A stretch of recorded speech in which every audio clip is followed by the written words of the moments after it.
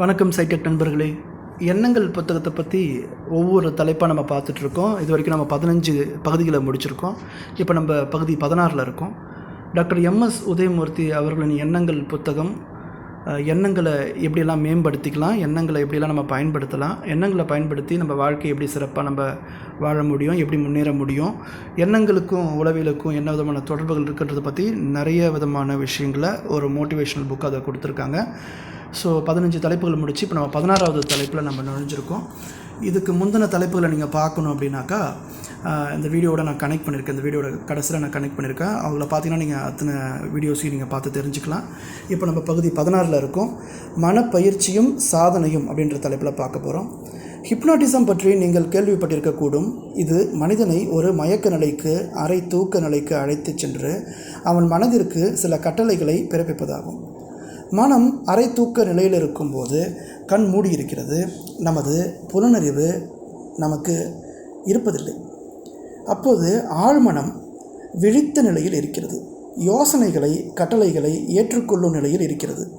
அப்போது ஹிப்னோடைஸ் செய்பவர், நீங்கள் இப்போது வட துருவத்தில் இருக்கிறீர்கள், அதன் குளிரை உணர்வீர்கள் என்று சொன்னால் உடனே ஹிப்னோடைஸ் செய்யப்பட்ட மனிதர் குளிரால் நடுங்குகிறார். உடல் வெடவெடுக்கிறது. ஹிப்னோடைஸ் செய்பவர், உனது சுண்டு விரலில் உஷ்ணம் ஏற்படுகிறது, கொப்பளம் தோன்றுகிறது என்று கூறினால் அருகில் இருக்கும் ஒரு தெர்மாமீட்டரை கொண்டு உஷ்ணம் ஏறி இருப்பதை சோதிக்கலாம்.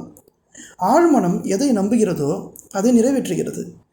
ஒரு நல்ல கண்ணியமிக்க மனிதனை ஹிப்னோடைஸ் செய்து நீ விழித்து எழுந்ததும் கோமாளி போல் பார்ட்டியில் ஆடுவாய் என்று சொன்னால் அவன் தூக்க நிலையிலிருந்து எழுந்ததும் பார்ட்டியில் கலந்து கொண்டு கோமாளி போல் ஆடுவதை காணலாம்.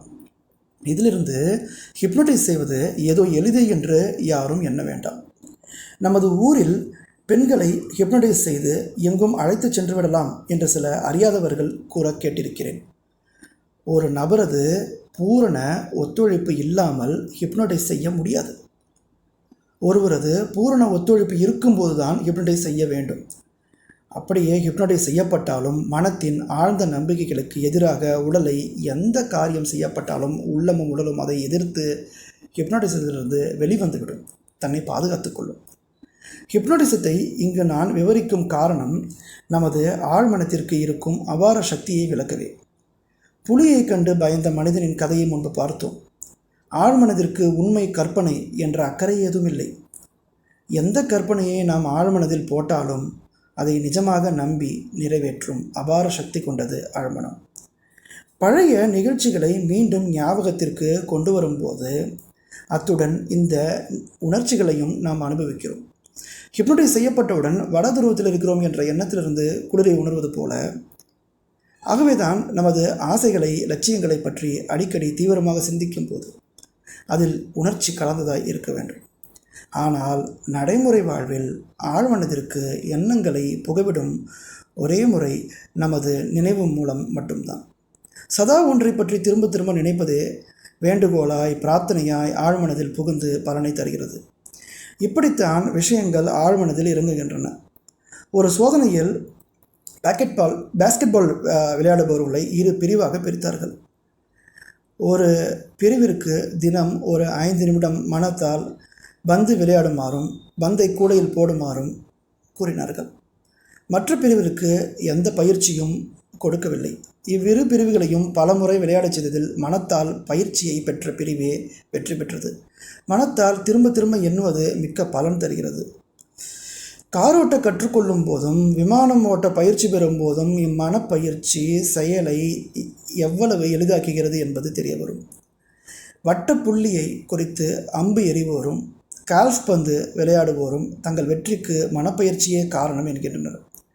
ஆகவே எதை நீங்கள் அடைய விரும்புகிறீர்களோ அதில் வெற்றி பெறுவது போல் அடிக்கடி மனப்பயிற்சி செய்யுங்கள். இம்மனப்பயிற்சி விளையாட்டில் மட்டும்தான் பயில வேண்டும் என்பதில்லை. எந்த துறையில் நாம் இருக்கிறோமோ அதற்கேற்ப நம் மனப்பயிற்சியை மேற்கொள்ளலாம். மனப்பயிற்சிக்கு பதில் பல இடங்களில் இதற்கு ஒரு வடிவம் கொடுத்து பல விஷயங்களை நாம் சடங்குகளாக செய்கிறோம். பல சடங்குகள் உண்மையிலேயே நமது மன எண்ணங்களுக்கு புற வடிவம் கொடுக்கப்பட்ட செயல்களாகும். மனத்தில் நாம் அடைய விரும்பும் கடைசி நிலையை படம் பிடித்து விட்டால் போதும் என்று மனநூலார் கூறுகின்றனர். நாம் அடைய விரும்பும் பதவியை மனத்தில் தெளிவாக அப்படத்தை மனக்கண் திரும்ப திரும்ப மனமுவைந்து நமது ஆழ்மனம் மற்றைய காரியங்களை தானே நிகழ்த்துகிறது. வாழ்க்கையில் வெற்றி பெற்ற பலரும் அவர்கள் எழுதிய எல்லா புத்தகங்களும் வலியுறுத்தி கூறும் உண்மை இதுதான். கால்ஃப் பந்து விளையாடுவோரும் அமெரிக்காவின் தலைசிறந்த விளையாட்டு வீரர் கூறுகிறார், கால்ஃப் பந்து போய் குழியில் விழுவதைத்தான் எண்ணிக்கொண்டிருப்பேன். அந்த நினைவு என் உடல் இயக்கத்தையே ஆட்டிப்படைத்து சரியானபடி பந்தை அடிக்கிறது என்று நம்புகிறேன் என்கிறார். அருகருகே உட்கார்ந்து கொண்டு மீன் பிடித்து கொண்டிருந்த இருவரில் ஒருவர் மீன்களை குவித்து கொண்டிருந்தார். மற்றவர் தூண்டிலில் ஏதோ 1-2 மீன் விழுந்து கொண்டிருந்தது.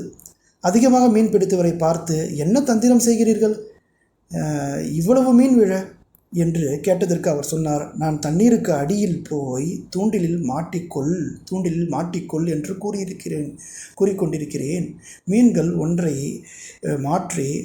மாற்றிக்கொள்வதாக மனத்தில் படம் ஓடுகிறது என்று.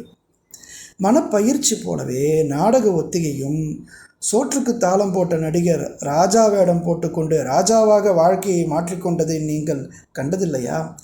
கதாநாயகர்களாக நடித்தவர்கள் நாட்டின் நாயகர்களாகவே நிஜ வாழ்வில் மாறி வருவதை நாம் பார்க்கிறோம். பெண் வேடம் போட்ட பிலிப் வில்சன் என்ற அமெரிக்க நகைச்சுவை நடிகர் பெண் வேடம் தன் பர்சனாலிட்டியிலேயே மாறிவிட்டதாக அதை விட்டுவிட்டார். எப்படி மனத்தில் எண்ணுகிறோமோ பயில்கிறோமோ அப்படியே நாம் ஆகிறோம். அதுதான் உண்மை. வாழ்வில் நாம் எப்பொழுதும் ஏதோ ஒருவித நாடக பாத்திரத்தை தான் ஏற்று நடித்து வருகிறோம். நம்மை பற்றி நாமே கொண்டிருக்கும் எண்ணம்தான் இப்பாத்திரம். பலர் இவ்வுலகில் தாலுகா ஆஃபீஸ் குமாஸ்தாவாகவும் பள்ளி ஆசிரியராகவும் பாத்திரம் ஏற்று உலவுகிறோம். தம்மை பற்றி நாமே கொண்டிருக்கும் எண்ணத்தால் பலர் அழுது புலம்பும் பாத்திரத்தை, பயந்து சாகும் நாடக வேடத்தை, நம்பிக்கையின்மை, இயலாமை என்ற பாத்திரங்களை ஏற்று வாழ்கிறோம். குடிப்பது கூழானாலும் பெருக்குவது தெருவானாலும் நாம் நமது எண்ணங்களால் மனோநிலையால் நாம் அரசனாக உலாவ வேண்டும். நம் எண்ணம் உயரும்போது நம் சூழ்நிலை உயர்கிறது, நாம் உயர்கிறோம். ஆகவே ராஜா வேடம் போடுங்கள்.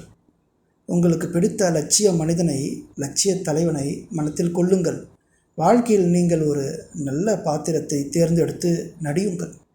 வாழ்க்கையும் சூழ்நிலையும் மாறுவதை நீங்கள் உணர்வீர்கள்.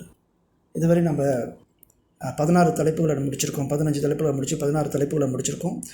இன்னும் நிறைய தலைப்புகள் இருக்குது. ஒவ்வொரு தலைப்பாக நீங்கள் பார்க்கும் பட்சத்தில் மனசை நீங்கள் எப்படி பயன்படுத்தலாம் அப்படின்றத ஒவ்வொரு தலைப்புலையும் நீங்கள் பார்க்க முடியும். Doctor M.S. உதயமூர்த்தி அவர்களுக்கு இந்த வீடியோ மூலமாக நன்றி சொல்லிப்போம். இந்த வீடியோக்கு சேனலுக்கு புதிய இருந்தாக்கா நீங்கள் சப்ஸ்கிரைப் பண்ணிங்க. கீழே பிளாக் கலரில் சப்ஸ்கிரைப் அப்படின்ற பட்டன் இருக்கும், அதை நீங்கள் அழுத்திக்கங்க. அது மூலமாக தொடர்ச்சியாக நம்ம சைக்காலஜி சம்மந்தமாக, எண்ணங்கள் சம்மந்தமாக அப்லோட் பண்ணுற வீடியோஸும் உங்களை அடையும் அப்படின்னு நம்புகிறேன். நான் ராஜ்குமார், உளவியல் சிகிச்சையாளர். தேங்க்யூ ஃபார் வாட்சிங். நன்றி.